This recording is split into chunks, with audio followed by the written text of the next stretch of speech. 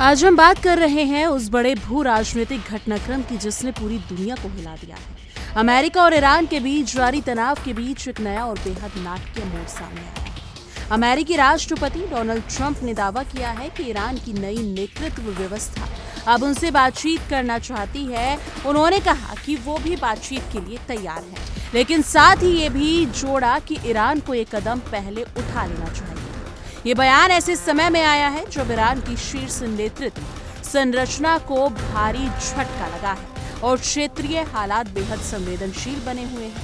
Reports के अनुसार Iran के सर्वोच्च नेता अली खामनेई की मौत अमेरिकी इजरायली हमले में हुई है। जी हाँ, लेकिन इस हमले में ईरान के कई शीर्ष अधिकारी भी मारे गए बताए जा रहे हैं, जिसमें पूर्व राष्ट्रपति और सशस्त्र बलों के चीफ ऑफ स्टाफ का नाम भी शामिल है। यदि ये घटनाक्रम आधिकारिक रूप से पुष्टि पाता है तो ये न केवल ईरान की राजनीतिक संरचना के लिए एक ऐतिहासिक झटका होगा, बल्कि पूरे पश्चिम एशिया की सामरिक स्थिरता को भी प्रभावित कर सकता है।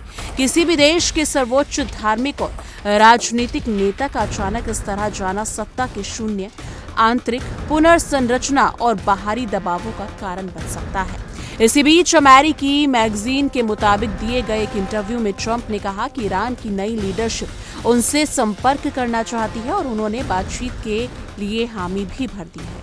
उन्होंने इंटरव्यू में कहा, वो बात करना चाहते हैं और मैं बात करने के लिए तैयार हूँ।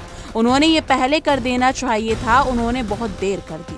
ट्रंप ने ये स्पष्ट नहीं किया कि वो किस प्रतिनिधि से बात करेंगे या बातचीत का स्वरूप क्या होगा, लेकिन उनके बयान से संकेत मिलता है कि वो बैक चैनल संपर्क पहले से मौजूद हो सकते हैं। ये भी ध्यान देने योग्य वाली बात है कि ट्रंप के इस सैन्य कार्रवाई को बड़ी हिट बताया और कहा कि जिन लोगों से पहले बातचीत चल रही थी उनमें से कुछ अब जीवित नहीं है।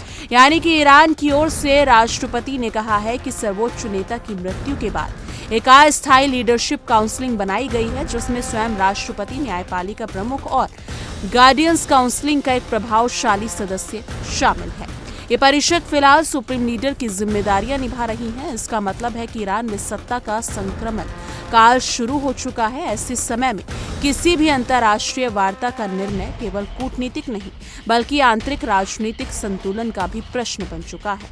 यानी कि नए नेतृत्व परिषद को एक और घरेलू जनभावना और राष्ट्रीय गौरव और सुरक्षा चिंताओं का ध्यान रखना होगा, तो दूसरी ओर अंतर्राष्ट्रीय प्रतिबंधों, आर्थिक दबाव और संभावित सैन्य टकराव से बचने की रणनीति भी बनानी होगी। इस पूरे घटनाक्रम को दबाव और संवाद की रणनीति के रूप में देखा जा रहा है। पहले कठोर सैन्य कार्रवाई और उसके बाद बातचीत की पेशकश, ये एक ऐसा पैटर्न है जिसे अंतर्राष्ट्रीय राजनीति में कई बार देखा गया है। लेकिन सवाल ये है कि क्या ये वास्तविक शांति की पहल है या रणनीतिक बढ़त हासिल करने की कोशिश। अमेरिका के लिए ये शांति प्रदर्शन का संदेश हो सकता है, जबकि ईरान के लिए ये अस्तित्व और संप्रभुता का प्रश्न बन सकता है। यदि बातचीत होती है तो उसका मुख्य एजेंडा क्या होगा? ईरान का परमाणु कार्यक्रम, क्षेत्रीय प्रभाव, प्रतिबंधों में ढील या सुरक्षा गारंटी, यह भी स्पष्ट नहीं हुआ है। यानी कि मध्य पूर्व पहले ही अस्थिर भू राजनीतिक समीकरणों का केंद्र रहा है।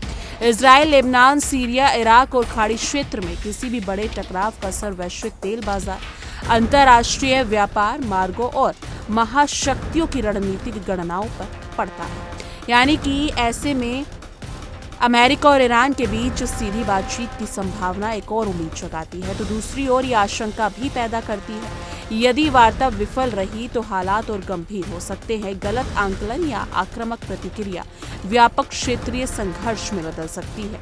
अब पूरी दुनिया की निगाहें वॉशिंगटन और तेहरान पर टिकी है। क्या ये बयान शांति की शुरुआत है या सिर्फ रणनीतिक बयानबाजी? क्या नई ईरानी नेतृत्व परिषद समझौते की राह चुनेगी या राष्ट्रीय स्वाभिमान और प्रतिशोध की नीति अपनाएगी? आने वाले दिन बेहद निर्णायक साबित हो सकते हैं। लेकिन इस मुद्दे पर आपकी क्या कुछ राय है? कमेंट सेक्शन में अपनी राय जरूर साझा कीजिएगा। देखिए इंडिया डेली 24/7 अब आपकी स्मार्ट टीवी पर। इंडिया डेली मौजूद है सभी डिजिटल प्लेटफॉर्म पर लाइव और लगातार। इंडिया डेली 24/7 हर दिन राष्ट्र को समर्पित।